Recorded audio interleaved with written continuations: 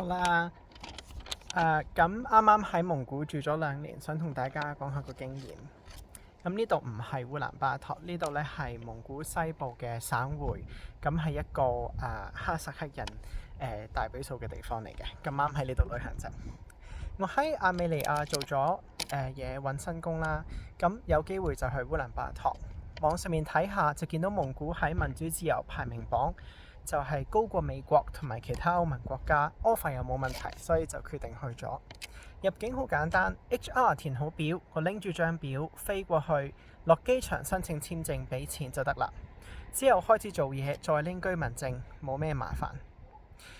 蒙古全國得300萬人，但係有百幾萬都係住喺首都烏蘭巴托，所以你會覺得好多人好逼。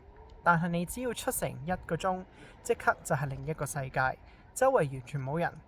夏天係廣闊草原，冬天係無人雪地，遠處就會有山脈。因為全年幾乎萬里無雲，出城睇繁星真係靚到哇一聲，呢啲係你喺其他地方好難見到嘅。講旅行，蒙古係值得去，但係你要有心理準備，佢係一個又嘥時間又貴嘅地方去旅行嘅。交通方面，蘇聯起嘅火車慢過大巴，內陸機每個禮拜淨係得1-2班，而且係蒙古國航壟斷嘅。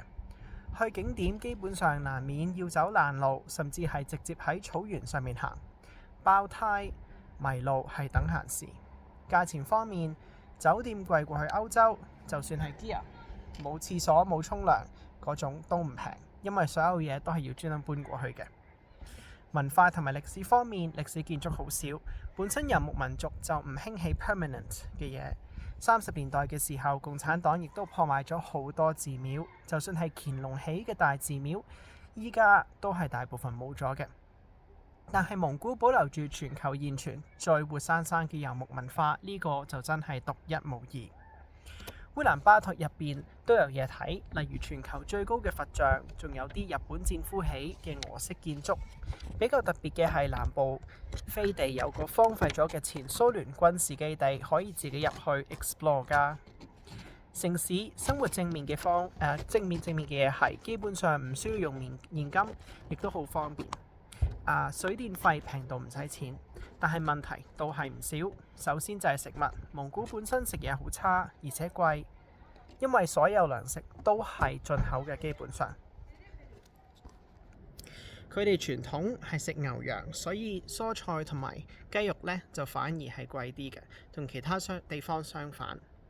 咁然後就係基建，起城市嘅時候有幾個燒煤嘅發電廠，幾十年嚟人口升咗幾倍，發電廠就一個都未加，所以喺冬天，尤其係俄烏戰爭嘅時期呢，就能源供應唔穩，會停電嘅。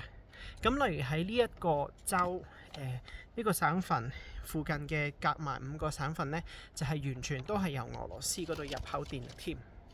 食水都係會得閒停嘅。每年就話維修水管，大概停熱水2個禮拜左右。空氣污染呢，亦都係好大嘅問題。冬天嘅時候，城市就會俾煙霞蓋住。咁唔止係烏蘭巴托，其實其他唔同嘅大城市同埋省會呢，都係會有唔同程度嘅煙霞冚住晒嘅。基本上呢，就唔開窗唔出街，想唞啖氣都要去城外面。春夏秋亦都係會有沙塵暴，見到沙塵滾滾呢，就要盡快啲入去。塞車就更加唔使講。地鐵講咗成幾十年都係未起，過一條橋可以塞成個鐘。共享單車其實幾好用，但係11月同埋4月期間就因為凍親個系統，所以全部收埋冇得用嘅。蒙古大概一半人係藏傳佛教徒，有自己嘅精神領袖，依家係一個美國細路。文字上面係用保加利亞字母，但係好多人呢，日常生活裏面都係會用拉丁字母。街牌餐牌多數都有英文，基本上唔見俄文嘅。全國得一間東正教教堂。政治上、歷史上親俄，但係文化上就親韓親日。韓國餐、日本菜、日本產隨處可見，反而俄羅斯產品就淨係因為平，所以先至見到少少。